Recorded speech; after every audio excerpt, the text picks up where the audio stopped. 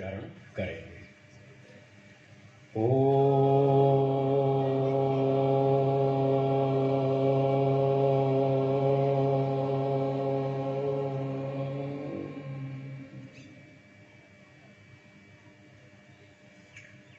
आदरणीय मंचस्थ महानुभाव, अतिथिगण, ब्रह्मचारीगण, समय तो बहुत हो रहा है, थोड़ी सी बातें मैं भी कहना चाहता हूं।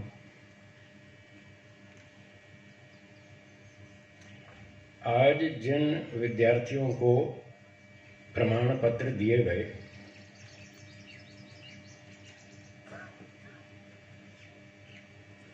कुछ बातें उपदेश के रूप में उनके लिए कहनी है।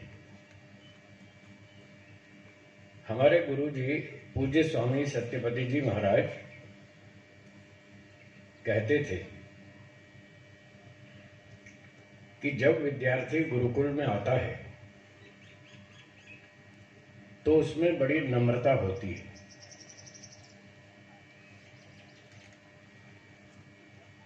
क्यों होती है? वो कुछ जानता नहीं, कुछ सीखने के लिए आया है, तो सबके पांव छूता है, गुरुजनों के पांव छूता है, बड़ों का आदर सम्मान करता है, झुक झुक के नमस्ते करता है। तो जब वो नया नया आता है तो ऐसी स्थिति होती है। ठीक बात। फिर गुरु जी कहते थे कि जब वो 2-4 दर्शन पढ़ जाता है तो उसमें एक रोग उत्पन्न होता है, और वो सब में होता है, सिर्फ गुरुकुल वालों में नहीं, सारी दुनिया में होता है, सबके अंदर होता है। वो रोग कौन सा होता है समझ गए होंगे आप? समझ गए ना? अभिमान आता है। अब तो मैं सब कुछ जानता हूं। ये क्या जानते? ये गुरुजी क्या जानते हैं? कई कई तो गुरुजी से भी टक्कर लेते हैं, ऐसे भी होते हैं। तो हमारे गुरुजी कहते थे कि जब व्यक्ति कुछ विद्या पढ़ लेता है, कुछ व्याकरण पढ़ लेता है, कुछ दर्शन शास्त्र पढ़ लेता है, कुछ और शास्त्र पढ़ लेता है, चाहे वो, मैं औरों की भी बात जोड़ के बोल रहा हूँ, कोई एमटेक कर लेता है, कोई सीए कर लेता है, कोई बाहर की कोई भी डिग्री ले लेता है, तो स्वाभाविक बात है उसमें अभिमान आता है कि अब मैं बहुत कुछ जानता हूँ। ठीक बात। अब आप बहुत कुछ जानते हैं, पहले नहीं जानते थे तो आप में सभ्यता थी, नम्रता थी, और झुक झुक के नमस्ते करते थे। पर पढ़ाई करने के बाद जो अभिमान आता है उससे हमको बचना चाहिए, ऐसा गुरुजी कहते थे। और उससे बचने का उपाय है ईश्वर प्रणिधान। क्या उपाय है? ईश्वर प्रणिधान को साथ में रखिएगा, नहीं तो गड़बड़ हो जाएगी। ईश्वर समर्पण आर्य समाज के पहले नियम में महर्षि दयानंद जी ने उसको सरल हिंदी भाषा में लिखा है। पहला नियम याद होगा आपको, बोलिए। सत्य विद्या और जो पदार्थ विद्या से जाने जाते हैं उन सबका आदि मूल परमेश्वर है। तो आपके पास जितनी विद्या है उसका आदि मूल परमेश्वर। आपके पास जितनी विद्या है, इनके पास जितनी विद्या है, धन है, बल है, पोस्ट है, पद है, प्रतिष्ठा है, जो भी कुछ है, उस सब का आदि मूल परमेश्वर है। वहां से चला सब कुछ हमारे पास आया, चलते चलते चलते पीढ़ी दर पीढ़ी परंपरा से आया। आपका क्या है? सिर्फ 1% पुरुषार्थ है। मैंने पहले भी सुनाया था, फिर सुना देता हूं। कई बार लोग कहते हैं गुरुजी क्या वही पुरानी बातें बार बार दोहराते रहते हो, वही बातें सुनाते रहते हो। मैंने कहा 50 साल से वही पानी पी रहे हो, आप नया पानी लाओ ना। वही मूंग की दाल खा रहे हैं 30 साल से, 40 साल से, 50 साल से, वही चावल खा रहे हैं, वही गेहूं की रोटी खा रहे हैं, और मैं जब भी आपके यहाँ आता हूँ आप मुझे वही दाल चावल खिलाते हैं। आप मुझे कौन सा नया भोजन खिलाते हैं? आप भी तो वही दाल चावल रोटी खिलाते हैं, तो मैं भी आपको वही पुरानी बातें सुनाऊंगा। कभी कोई नहीं कहता साहब ये पानी पुराना हो गया, 50 साल हो गए, कोई नया पानी लाओ। ये हवा पुरानी हो गई है, कोई नई हवा लाओ, इससे तो हम थक गए। कोई नहीं कहता। क्यों नहीं कहता? क्योंकि उससे हमको रोज नई शक्ति मिलती है। उस दाल रोटी से, सब्जी से, पानी से, वायु से रोज नई शक्ति मिलती है। इसलिए हम पुरानी चीज़ों को बार बार दोहराते हैं। तो इसी प्रकार से ये पुरानी बातें बार बार दोहराई जाती हैं, व्यक्ति भूल जाता है। न्याय दर्शन में बताया ज्ञान अनित्य है, थोड़ी देर में व्यक्ति भूल जाता है। तो गुरुजी बार बार याद दिलाते थे, ईश्वर प्रणिधान करो, पूरा दिन ईश्वर समर्पित रहो, ईश्वर को साक्षी मान के सारे काम करो। विद्या पढ़ने से अभिमान का रोग सब में आता है, उससे बचने का तरीका है सब कुछ ईश्वर का है, हमारा कुछ नहीं। पिछली बात फिर दोहराता हूँ जो मैंने पहले सुनाई थी, हमारी सारी प्रगति में, योग्यता में, बुद्धिमत्ता में, धन संपत्ति में, जो भी शक्ति जिसके पास है, जिस प्रकार की भी, वो जो आपको प्राप्त हुई जब आप संसार में आए थे, तब आपके पास इतनी योग्यता नहीं थी। आपको बैठना उठना भी नहीं आता था, बोलना चलना भी कुछ नहीं आता था, सब माता पिता ने सिखाया, गुरुजनों ने सिखाया। कुछ दिन पहले मैंने व्हाट्सएप पर एक मैसेज पढ़ा, उसमें लिखा था कि जिस माँ ने बच्चे को बोलना सिखाया, अब वो बच्चा अपनी माँ को चुप कराता, माँ तो चुप रह, तुझे कुछ नहीं पता। बच्चे जब बड़े हो जाते हैं तो माँ को चुप कराते, देखा होगा आपने, देखा या नहीं? हाँ। तो जिस माँ ने हमको बैठना सिखाया, बोलना सिखाया, चलना सिखाया, आज हम उसी को कहते हैं तुम्हें कुछ नहीं मालूम, हमें सब मालूम है। तो ये अभिमान का लक्षण है, अभिमान से बचना चाहिए। हो सकता है कुछ बातें आपने माँ से ज़्यादा सीख ली हो सकता है ऐसा, फिर भी माँ को ऐसा नहीं कहना चाहिए। अपने प्रधानमंत्री मोदी जी, उनके वीडियो फोटो आपने देखे होंगे, प्रधानमंत्री बनने के बाद भी अपनी माँ के पाँव छूते थे, हाँ या ना? बस, तो ऐसा हमको इन अच्छे लोगों से, बुद्धिमानों से, महापुरुषों से हमें ये बातें सीखनी चाहिए। तो महर्षि दयानंद जी ने सत्यार्थ प्रकाश के दूसरे समोल्लास में लिखा है, मातृमान पितृमान आचार्यवान पुरुषो वेद। जिसको अच्छी माता विदुषी धार्मिकी मिल जाए, जिसको अच्छा विद्वान पिता मिल जाए धार्मिक सदाचारी, और जिसका आचार्य उत्तम हो, जिसको ये तीन उत्तम शिक्षक मिल जाते हैं, उसका बेड़ा पार हो जाता है। वो बुद्धिमान बनता है, धार्मिक बनता है, सदाचारी बनता है, उसका जीवन सफल हो जाता है। तो एक तो मैं उपदेश देना चाहता हूँ इन स्नातकों को और विद्यार्थियों को कि जैसा ऋषियों ने बताया, मातृमान पितृमान आचार्यवान पुरुषो वेद, इन तीन लोगों से कभी नहीं टकराना, इन तीन को ऊपर रखना, हमेशा उनका आशीर्वाद लेते रहना, आपकी गाड़ी अच्छी चलेगी, आपको अभिमान नहीं छुएगा, आपका जीवन सफल हो जाएगा, आप अच्छी प्रगति करेंगे। पढ़ते लिखते तो बहुत हैं, विद्या ददाति विनयम, सुना है ना? सुना है ना? तो विद्या हमको विनय, नम्रता देती। अगर विद्या पढ़कर अभिमानी हुए तो इसका मतलब विद्या नहीं पढ़ी आपने, अक्षर पढ़े हैं। अक्षर ज्ञान अलग चीज़ है और विद्या का वास्तविक स्वरूप अलग चीज़ है।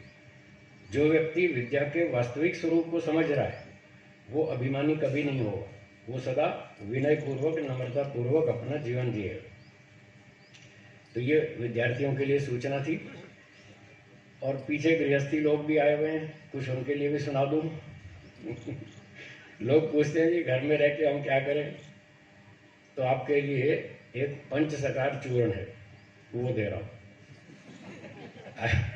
आयुर्वेद में एक पंचसकार चूर्ण होता है, सुना होगा आपने, वो थोड़ा स्वास्थ्य रक्षा के लिए होता है, पेट साफ करने के लिए। पर मैं जो आपको पंचसकार चूर्ण दे रहा हूँ वो पंचसकार सूत्र है अपने जीवन की सुरक्षा के लिए। पंचसकार का मतलब स से आरंभ होने वाली 5 बातें, पंचसकार, स अक्षर वाली 5 बातें। तो उसमें सबसे पहली बात है समय का पालन करना। पहला सकार क्या है? समय का पालन करना। वो हमको बचपन से माता पिता ने सिखाया, गुरुजी ने भी सिखाया, सब अच्छे अच्छे विद्वानों ने सिखाया कि समय का पालन करना चाहिए। तो पंच सकार सूत्र में पहला सकार क्या है? समय का पालन करें। समय की बहुत कीमत है। एक वर्मा जी साइंटिस्ट हैं, अहमदाबाद में रहते थे, अभी अमेरिका चले गए, बड़े अच्छे विद्वान। तो एक दिन वो समय की बात बता रहे थे, कहने लगे एक विद्यार्थी परीक्षा में फेल हो गया 1 साल, उससे पूछो 1 साल की क्या कीमत होती है, उसको पता है, वो फेल हो गया। फिर जो ट्रेन यात्री होता है 2 मिनट पहले उसकी ट्रेन छूट गई, उससे पूछो 2 मिनट की क्या कीमत होती है, उसको समझ में आती। फिर उन्होंने कहा कि ये जो रॉकेट उड़ते हैं ना, सैटेलाइट जाते हैं, वो फिर धरती पे वापस आते हैं, तो उनकी तो एंट्री पृथ्वी की कक्षा में एंट्री सेकंड्स में होती है, सेकंड्स में। ये वर्मा साहब ने बताया कि अगर वो जो सैटेलाइट नीचे वापस आ रहा है धरती पर, अगर 1 सेकंड लेट हो गया, जिस समय उसको पृथ्वी की कक्षा में एंट्री करनी है, यदि उससे वो 1 सेकंड लेट हो गया तो 15 साल तक वो आकाश में घूमेगा, उसके बाद लौट के आएगा दोबारा। 15 साल। अब आप उस साइंटिस्ट से पूछो 1 सेकंड की क्या कीमत होती है। तो समय की बहुत कीमत होती है, अपने अपने क्षेत्र में अलग अलग स्तर पर। तो पहला साकार सूत्र है समय का पालन करें, सारा टाइम टेबल बनाएं 24 घंटे का, जैसे यहाँ गुरुकुल में चलता है। आप लोग भी घर में अपना टाइम टेबल बनाएं, 10-11 बजे सोना, 4-5 बजे उठना, इस तरह से, और पूरा दिनचर्या तय करना। दूसरा साकार सूत्र है साधना करना। हाँ जी, दूसरा क्या बोला? साधना करें। अगर जीवन को आनंदित बनाना है, प्रसन्नता से युक्त बनाना है, तो साधना करें। साधना 2 तरह की होती है। एक तो आंख बंद करके ईश्वर का ध्यान करें, उससे मन की शुद्धि, मन की पवित्रता और ईश्वर के प्रति प्रेम, श्रद्धा आदि आदि बहुत सारे गुण प्राप्त होते हैं। तो सुबह शाम बैठकर ध्यान करना, ये साधना का एक भाग। और साधना का दूसरा भाग है दिन भर ईश्वर को साक्षी मानकर काम करना। दिन भर के व्यवहार में बहुत सारे बाधक आपके सामने आते हैं, काम, क्रोध, लोभ, ईर्ष्या, द्वेष, अभिमान, बहुत सारे दोष आते हैं, हमारे सामने आते हैं। उनको जीतना है, ये साधना है। एक व्यक्ति ने गुस्से की बात कर दी और आपको गुस्सा आ गया और आपने कुछ का कुछ बोल दिया, तो ये कोई साधना नहीं है। यही तो आपकी परीक्षा थी। उसी समय तो आपको सावधान रहना था कि इसने गुस्सा दिलाने वाली बात की है और मुझे इस समय गुस्सा नहीं करना। अपने मन पर संयम रखना, मन को सिद्ध करना, यह है साधना। गुरुजी एक दिन सुना रहे थे, गुरुकुल झज्जर में जब वो पढ़ते थे तो 2 विद्यार्थियों में झगड़ा हो गया और झगड़ा बढ़ गया तो गए गुरुजी के पास, फिर शिकायत हो गई। एक विद्यार्थी ने कहा, गुरुजी देखो, इसने मुझे गाली दी। अच्छा, फिर तुमने क्या किया? फिर मुझे गुस्सा आ गया, फिर मैंने थप्पड़ मार दिया। बोला, इसने गाली दी और तुम्हें गुस्सा आ गया, वही तो तुम्हारी परीक्षा थी, तभी तो तुम्हें गुस्सा नहीं करना था। अगर ये तुम्हारे सामने खीर की थाली रख देता तो तुम्हें गुस्सा आता क्या? क्यों जी? फिर आएगा? तो थाली खीर की रखेगा, फिर तो गुस्सा क्यों आएगा? गुस्सा तभी तो आता है जब कोई उल्टा सीधा व्यवहार करेगा। वहीं तो परीक्षा है, वहीं तो सावधान रहना है। तो गृहस्थ जीवन में ऐसे बहुत सारे अवसर आते रहते हैं। अड़ोसी पड़ोसी, घर के लोग, बाहर के लोग कुछ ना कुछ बोलते रहते हैं, उल्टे सीधी बातें करते हैं, आरोप लगाते रहते हैं। उसी समय संयम रखना है, उस समय गुस्सा नहीं करना। लोभ का अवसर आएगा तो वहाँ लोभ नहीं करना। बता रहे थे, गाय 20 किलो खा सकती है तो 20 किलो खा के फिर छोड़ देगी, वो लोभ नहीं करती। तो ऐसे ऐसे हमको साधना करनी है, ये सारे दिन चलेगी। दिन में जितने भी प्रतिकूल अवसर आएंगे वहाँ सावधान रहें, ये है साधना। तीसरा साकार है सेवा। हाँ जी, तीसरा क्या है?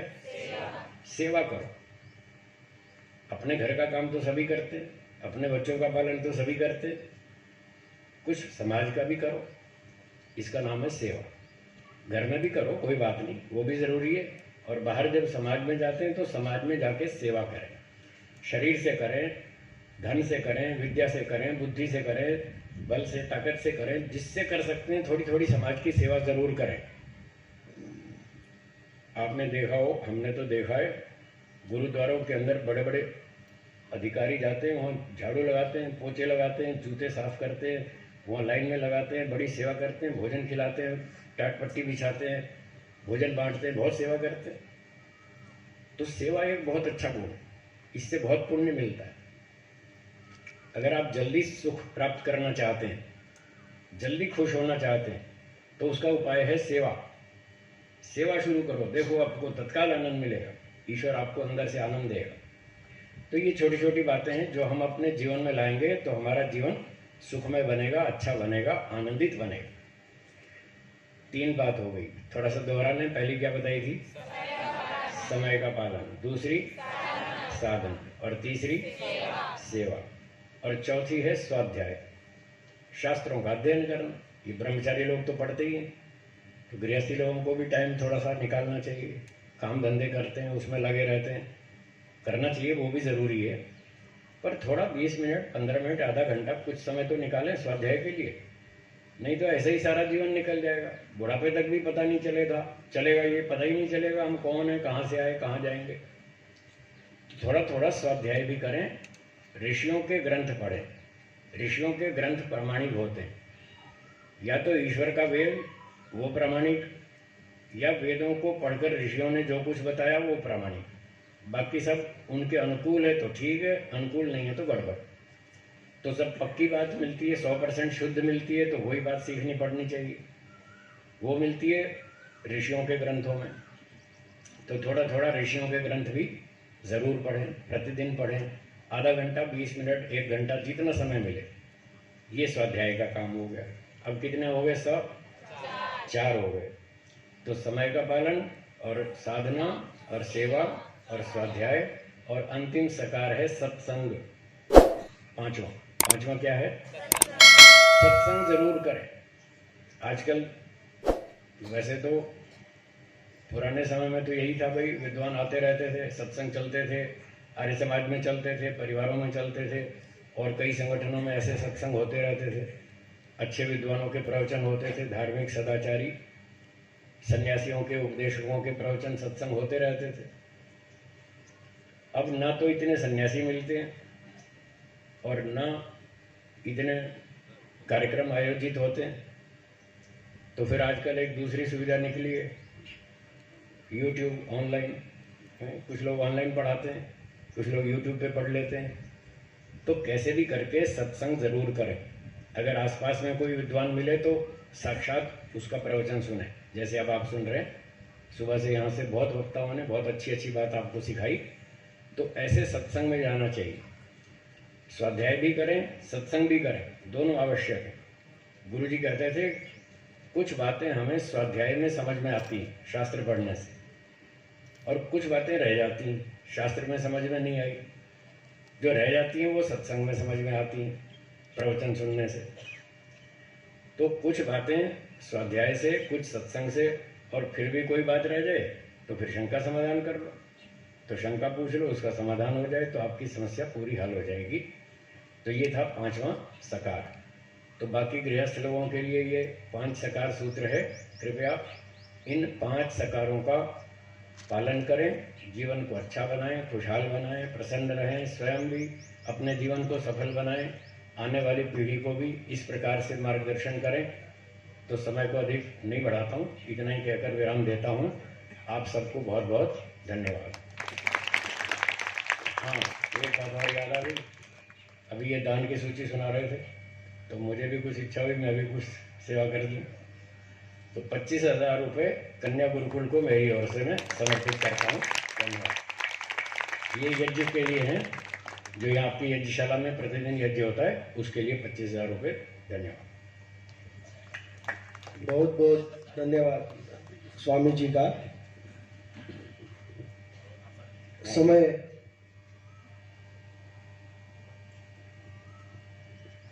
समय थोड़ा आगे गया है, इसके लिए मैं आप सभी से क्षमा चाहता हूँ। बस कुछ ही क्षण में हमारा कार्यक्रम पूर्ण होगा। मैं लखम सिंह भाई जी से निवेदन करूँगा कि आभार विधि करेंगे। उसके पहले तुषार जी, जो हमारे पास दान प्राप्त हुआ है, उसकी सूची घोषित करेंगे। आगे जो मैंने नाम घोषित किए उसमें आगे और हमारे पास दान